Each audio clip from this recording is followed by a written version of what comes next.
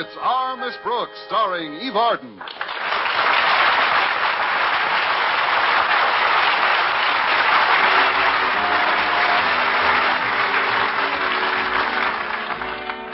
Well, quite a few romances have started between faculty members teaching at the same school. But for our Miss Brooks, who teaches English at Madison High School, romance is a problem. It's really two problems. Problem number one is the object of my affections, Mr. Philip Boynton, biology teacher. He's so bashful, he won't even shave himself unless he's wearing a tie. And problem number two is the strict anti-fraternization rule laid down by Madison's beloved principal, Osgood Conklin. Of course, Mr. Boynton devised a very effective method of getting around this rule. He suggested that we stop seeing each other entirely. However, I immediately used my power of veto, and before he could take it to the General Assembly, we convened for 2 dates away from the school. The last date occurred on Wednesday night, and Thursday morning at breakfast, my landlady asked for details. Now tell me everything that happened last night, Connie. We went to a movie, Mrs. Davis. And we came home. And fold up your program. The recital is over. Pass the cream, please. But what did Mr. Boynton say? What did he do? Nothing. Pass the cream. I can't understand that man. Here he has date after date with a girl who's intelligent, attractive, wholesome, Chic, charming. And what does he do about it? Nothing. Pass the cream. Oh, it's not that he isn't fond of me, Mrs. Davis, but he's been worried lately about someone very near and dear to him. A relative? Yes, his pet frog, McDougal. It seems with the cold weather coming on, Mac is very prone to laryngitis, and there are no heating facilities for the cages. The least the school should do is put some heating equipment in there. Why doesn't Mr. Boynton ask Mr. Conklin for it? Because Mr. Boynton is almost as terrified of Mr. Conklin as he is of me. He wouldn't dare ask him for anything. Then you've got to do it, Connie. Don't you see? If you get the things that he needs, Mr. Boynton won't be so preoccupied and worried when he's out on dates with you. Well, it's worth a try, I guess. Now, if I can remember where I left it, I'll put my face on and get ready for Walter Denton. He's driving me to school again. You mean your car is still in the repair shop? Yes, the mechanic called yesterday and said it would take a bit longer this time. It seems they're having a little trouble with the motor. What kind of trouble? They've misplaced it.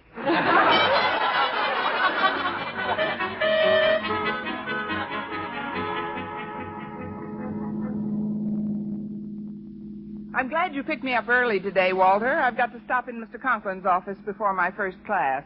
Oh, what a depressing way to start off the day.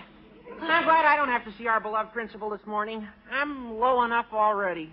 Low? Yeah, I feel gloomier than a school teacher's personality. Present company accepted, of course. Of course. What's the reason for your blue mood? Did Harriet Conklin give you the go-by? Oh, no, ma'am. No, Harriet and I are still an item. It's Stretch Snodgrass who's preying on my mind. Maybe that's because he hasn't got one of his own. Yeah, I know he's never been exactly a beacon of brilliance scholastically, Miss Brooks, but on that gridiron, he's always been a tower of strength. Up to last week, that is. What happened last week? Well, you saw the game last Saturday. Didn't you see what he did? Sure. He picked up a fumble and ran 85 yards with it. Of course, I couldn't quite figure out why I was the only one in my section who was cheering. He ran the wrong way. That's how Oakhurst beat us, on that one numbskull play. Now, if Stretch doesn't perk up, we'll lose our big game to Clay City next week. What do you think is the cause of this change, Walter? Yeah, I know what it is. The big goof's in love. In love? Yeah, and the trouble is he won't tell anybody who the girl is. Oh, wait a minute. You know, he's very fond of you, Miss Brooks. Maybe you could straighten him out. have a talk with him? I'd like to help, Walter, but I've got a more pressing problem this morning. That's why I'm going straight to Mr. Conklin's office. Well, what could possibly be more pressing than Madison's winning the Battle of the Year? My winning the Battle of Boynton's Lab.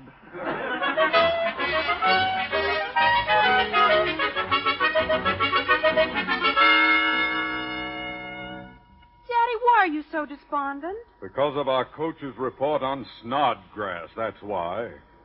He's been playing abominably, and the coach knows the reason. The big moose is in love. In love? Oh, but isn't there something we can do, Daddy? If there were, I'd be doing it. You don't think I want to lose this game to Jason Brill's Clay City nincompoops, do you? Well, of course not, Daddy. I know Mr. Brill's your arch rival. He's worse than that. He's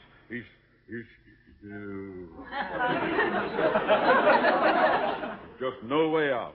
There's no way I could possibly feel any worse than I do right now. Have you thought of Miss Brooks, Daddy? You have just shown me a way. Miss Brooks might be able to help. If there's one person in this school whom Stretch admires and respects, it's her. Maybe she could pull him out of his doldrums. So you might have something there at that. As soon as she gets to school, Come in. Oh, pardon me, Mr. Conklin. If you're busy, I'll come back later. Not at all, Miss Brooks. Harriet was just leaving for a class. Run along, child. Okay, Daddy. See you later, Miss Brooks. Goodbye, Harriet. Well, sit down, won't you? Over here by my desk. That's the most comfortable chair. Maybe you don't know who I am, sir. It's Miss Brooks. I know it's Miss Brooks, and I'm delighted that you dropped in to see me this morning. You are? Well, then it won't be so difficult to ask a favor. You want a favor of me, Miss Brooks? Yes, I do, sir. Oh, now isn't that a coincidence? I want a favor of you. One hand washes the other, eh? That's as good a way as any to get them both clean. What is your favor, Mr. Conklin? Well, as you know, Madison's big football game with Clay City is to be played next week. Yes, sir. You are also aware of my intense rivalry with Jason Brill, their principal. Yes, sir, but what do you want of me, Mr. Conklin? Well, it's very simple, Miss Brooks. Perhaps you've heard about Snodgrass running the wrong way last Saturday. Uh-huh. Now, you know that nobody with half a brain could make a mistake like that twice, except perhaps Snodgrass. And that idiot woman a few rows behind me who kept cheering him.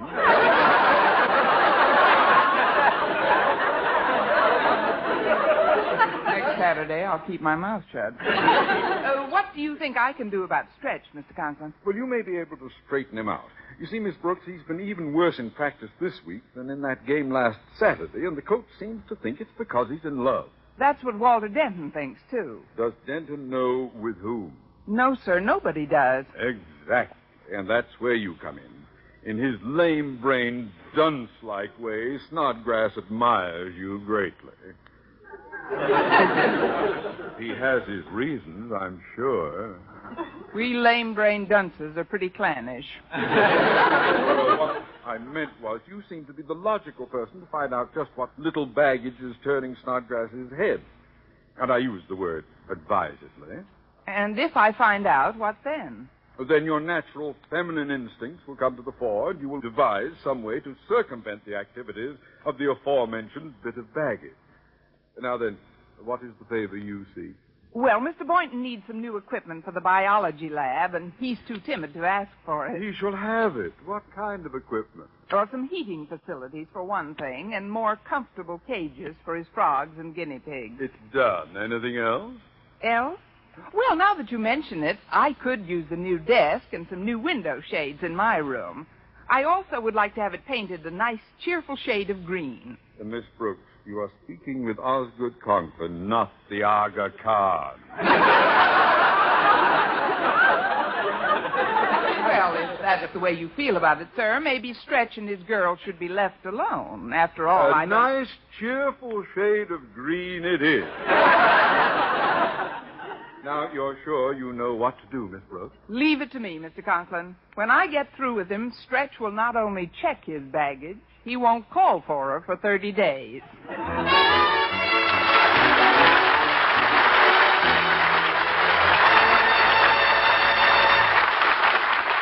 I took advantage of a free period I had right before lunch and sought out Madison's moon-eyed mastodon, Stretch Snodgrass. I found him near the water fountain in the hall. He was slouching against the wall and seemed half asleep. But when I approached him, he snapped to attention. Hi. Hello, Stretch. I hope I'm not keeping you up. I hope I'm not keeping you from any of your classes. But I would like to talk to you for a few minutes. Well, you ain't keeping me from nothing, Miss Brooks. French classes are the place which I'm supposed to have been at pretty soon from now. But my French can wait. At least until your English catches up. Stretch, what I wanted to talk to you about was your football playing. You know yourself that you're not playing as well as you used to, and a lot of your friends around here are beginning to worry about it. Why should they worry? Gosh, just because I don't play over my head in every game, everybody gets all upset. This season's been nothing but practice, practice, practice. The guy can't go on like that with just all work and no play. After all, I ain't no automatron. No automatron? You know, a mechanical man. The kind they call a Robert. Besides, a little relaxing never hurt nobody. Stretch, why should a young boy like yourself be yawning in the middle of the morning? I'm tired. Couldn't have thought of a better answer if I'd tried all day. My new girlfriend thinks relaxing is good for me. She won't even let me quit rumbering and take her home till 1 in the morning. It's been going on like that for the last 2 weeks. Who is this new girlfriend, Stretch? Oh, no, you don't. No, I don't what? You don't get Judy's name out of me.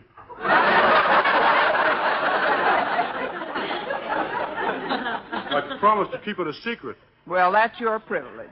If you don't want me to know Judy's name, I'm not going to know Judy's name. That's all there is to that.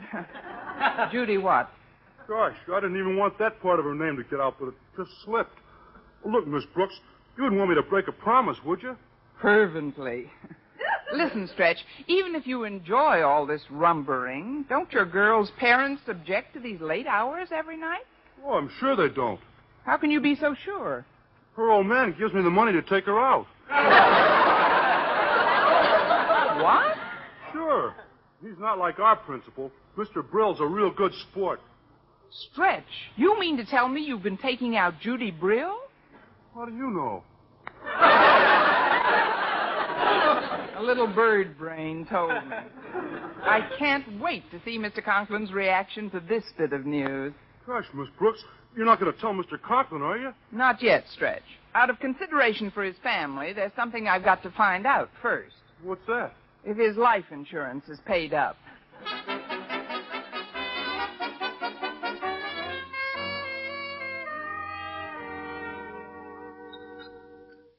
I've talked through your entire lunch, Mr. Boynton, but it couldn't be helped. If we're going to get any favors from Mr. Conklin, we've got to straighten out Stretch Snodgrass. I'm glad you told me the story, Miss Brooks. Imagine Jason Brill putting his own daughter up to a trick like that. What kind of a girl is this Judy Brill, anyhow? Well, you know the expression, sweet 16 and never been kissed. Yes. When this kid reached 12, she was ineligible. I met her last summer, Mr. Boynton. Judy Brill is quite a little firebrand. She's at an age now where she considers all males fair game. There's an age? This boy's been learning biology as well as teaching it. Look, Mr. Boynton, when I found out that Stretch was going with Jason Brill's daughter, I devised a plan. We're going to beat Jason Brill at his own game. All we have to do is to get Stretch to think that Judy's just a flirt, and he'll lose all interest in her. But how do we do that? By letting Stretch catch her on a date with some other boy. What other boy? Walter Denton. Walter Denton? Did I hear somebody mention my name? Oh, you're just in time, Walter. Sit down, please. Mr. Boynton and I would like to talk to you. Okay. Have you thought of any way to get Stretch's mind off the mystery woman and back on his football game, Miss Brooks? Yes, Walter, I've thought of a dilly of a plan. But it requires some cooperation from you. We should all do whatever we can, Walter. This is a crisis. Well, yeah, but what can I do? He won't even tell me the name of this chick. The name of the chick is Judy Brill, and her father's been paying all the expenses to keep Stretch out late every night rumbering. Rumbering? Yes, rumbering. While the Clay City team is getting its rest, Judy Brill is keeping our star player's backfield in motion. But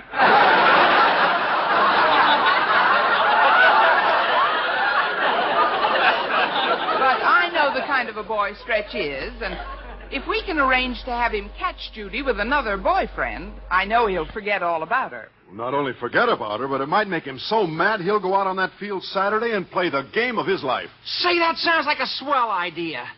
Of course, Stretch is boxing champ of Madison, too, so it might not be so pleasant for the guy he catches with his girl. But that's a necessary risk, I guess. Who's the chump you've got lined up to be the patsy in this? Don't be crude, Patsy. Walter. I thought that you'd be happy to volunteer for the job. Me? You want to see Madison beat Clay City, don't you? Well, sure I do, but will I have my bandages off in time? Oh, you've never seen Stretch fight. I have. Believe me, Walter, Mr. Boynton and I will make sure that Stretch doesn't lay a hand on you. He doesn't have to. He could kick me to death. No, I'm afraid you'll just have to count me out, folks. No. Count you out? Oh, but Walter, Stretch is a very dear friend of yours. You don't want to see him ruin his life, do you? Don't you see, Walter, this girl isn't right for Stretch. It isn't just a football game that's involved. It's a boy's future. But what about my future? What about your future? I want to be around when it gets here. Oh, Stretch has a terrible temper, and if he catches me making goo-goo eyes at his girl, he'll clobber me till I'm dismal. Besides, there's Harriet Conklin. We're virtually betrothed. Now, what would she think if she heard I was out with another girl? She won't hear, Walter. And even if she does, we can always explain that you were just doing it for the good of your school. No, I'm sorry. No, I'd rather not take the chance. I'm surprised at you, Walter. Haven't you any sense of loyalty? Haven't you any school spirit? This whole thing won't take you more than half an hour. All you have to do is sit on the couch and put your arms around a little red-headed girl with big blue eyes, a cute little turned-up nose, and an adorable mouth. No, I still think that if Stretch had an adorable mouth... Exquisite. Nobody can say I haven't got any school spirit. What time and where? Make it 8 o'clock tonight at my place. I'll drop over to Clay City High this afternoon and tell Judy I'm thinking of accepting her father's invitation to join the faculty there next term. Then I'll invite her over to my place for dinner, ostensibly so I can ask some questions about my new pupil. But supposing she won't come? Oh, she'll be glad to come. Judy Brill's just a little girl. And to be asked to dinner by a woman like Miss Brooks is quite flattering. After all, when you get right down to ages... When you get right down to ages, I'm almost twice as tall as Judy Brill. Well,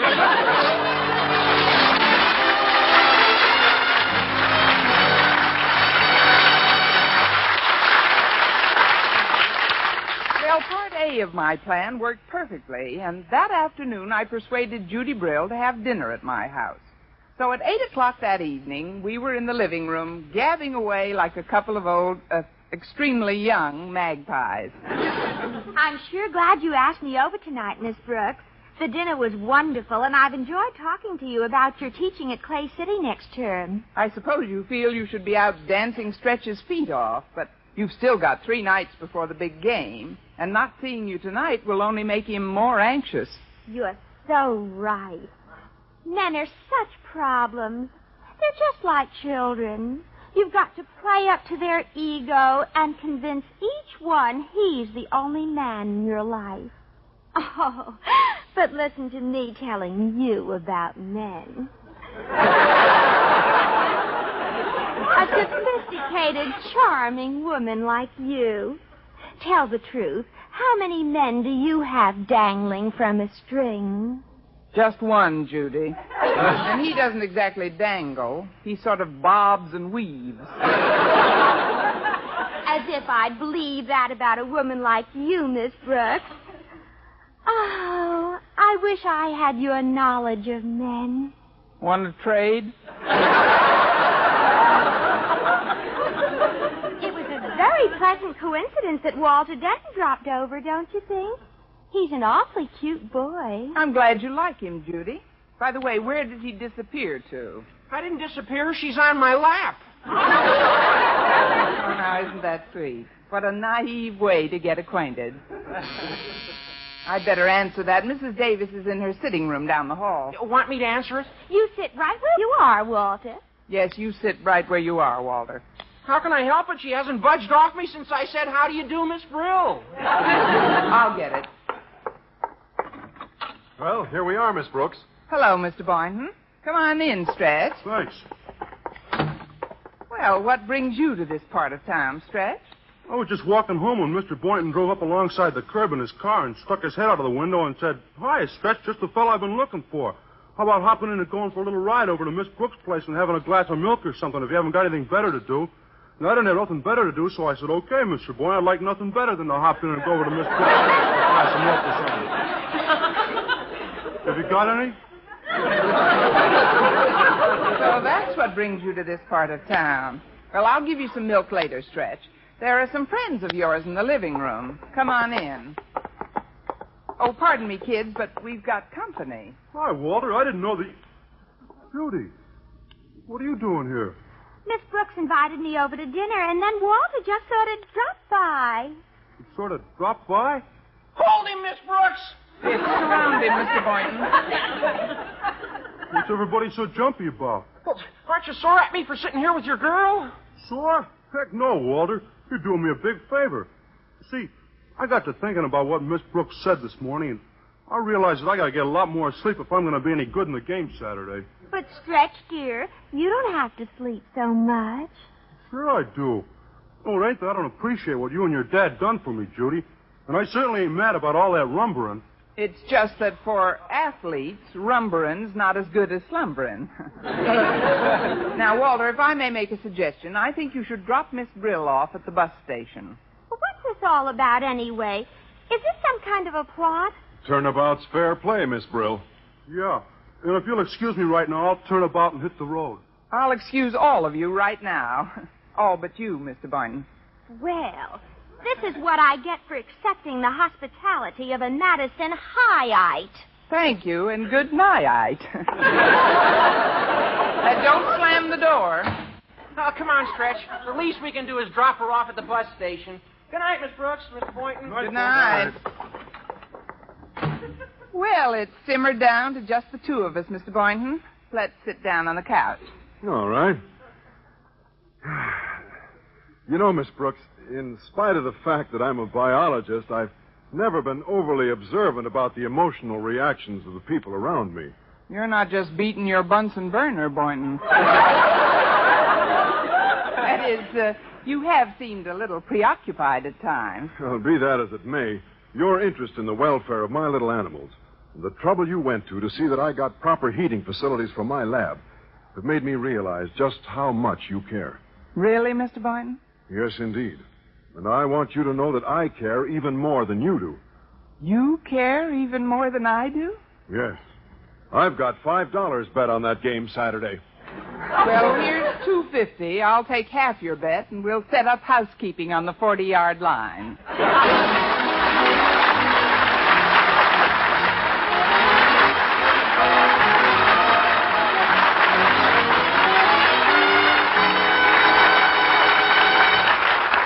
And now a word from our star, Eve Arden. Well, we all had a wonderful time at the football game.